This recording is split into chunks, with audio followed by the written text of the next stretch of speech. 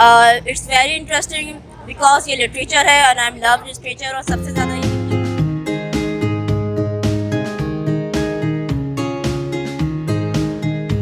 Urdu conference में शिरकत करके कैसा महसूस कर रही हैं? अस्सलाम वालेकुम, मेरा नाम इफ़ा शाहिद है, मैं एक जर्नलिस्ट हूँ।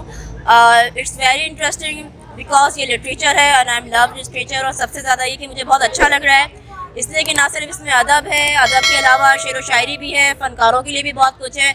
और मैं सबसे ज़्यादा अप्रिशिएट करूँगी अहमद शाह साहब को जिन्होंने इतनी अच्छी कॉन्फ्रेंस कराई। माशाल्लाह 15वीं कॉन्फ्रेंस है और ये कि कराची की रौनकें बहाल हो गई हैं। और सबसे बढ़कर ये है कि और लोगों की आम पब्लिक के लिए भी एंट्री, हम तो मेम्बरान है लेकिन ये कि और लोगों के लिए भी फ्री एंट्री है ना।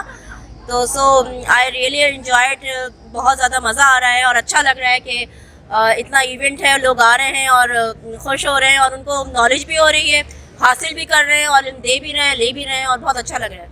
नौजवान कितना कनेक्ट करते हैं अपने आप को अदब और इस तरह की कॉन्फ्रेंसेस के साथ?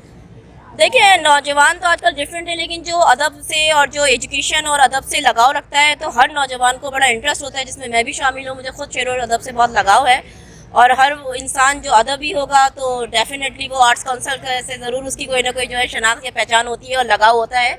और ऐसी अदबी महफिलें होती हैं तो उसमें नौजवानों के लिए अच्छा है, उन्हें सीखने को बहुत कुछ मिलता है क्योंकि बड़े बड़े शौरा हैं, अदीब हैं, राइटर हैं, फ़नकार हैं जिन जो हमारे लिए बहुत बड़ी अकेडमी और लीजेंड है हमारे लिए। तो नौजवानों के लिए सीखने को उनसे बहुत मिलता है। तो किताब पढ़ने और इस किस्म के प्रोग्रामात में शिरकत करने का रुझान कम हुआ है या ज़्यादा हुआ है?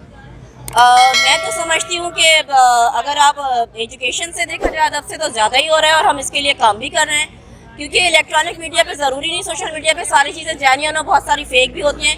किताब की कभी ना अहमियत ख़त्म हुई थी, ना होगी, ना होगी, हमेशा रहेगी। बिल्कुल।